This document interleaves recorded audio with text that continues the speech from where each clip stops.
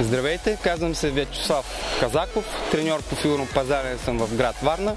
Днеска ще разучим един урок по техниката на безопасност при излизане на леда.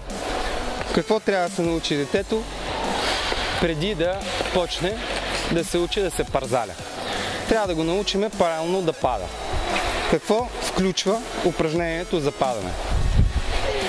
Трябва да се пада задължително да се опитваме да паднем настрани.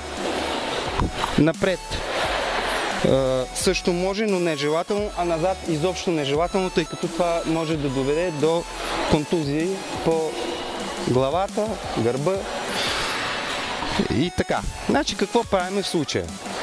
Детето се учи да сгъва колената и го учиме да пада първо надясно.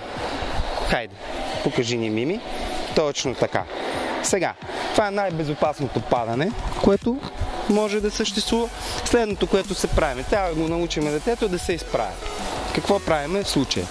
Значи, заставаме на коленете и двете ръчички подпряни, след което слагаме едното краче, слагаме другото краче и с гърба лекичко, бавно се изправяме нагоре. Така, също ще повторим и в ляво, на лявата страна. Хайде, Мими, да сгънеме и наляво падаме. Точно така.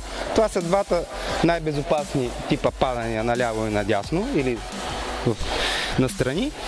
Така, изправяме се сега. Така, така. Добре, ще разгледаме първите стъпки на леда. Трябва да научим детето да свикне и да се чувства комфортно в самото начало.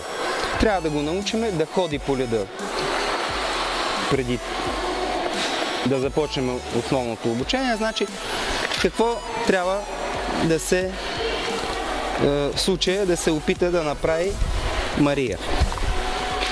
Упражнението се казва тропане.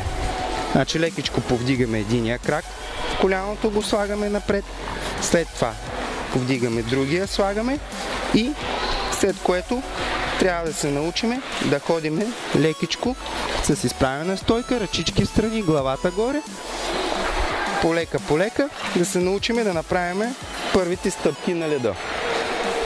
След което може да се премине към следващото упражнение. Пак правене на 3-4 крачки, след което да се опита детето да приплъзне с двете кънки. Значи, 4 крачки, приплъзваме на 2 крака. Точно така. Хайде пак да го покажем. Малко по-назад. Айде от тук. 4 крачки, приплъзваме. Приплъзваме. Точно така. Това са началните упражнения, за да могат децата да свикнат да се държат на леда, да са сигурни и да са уверени в себе си. Идвайте при нас и ние ще ви научим да се парзаляте красиво. Довиждане!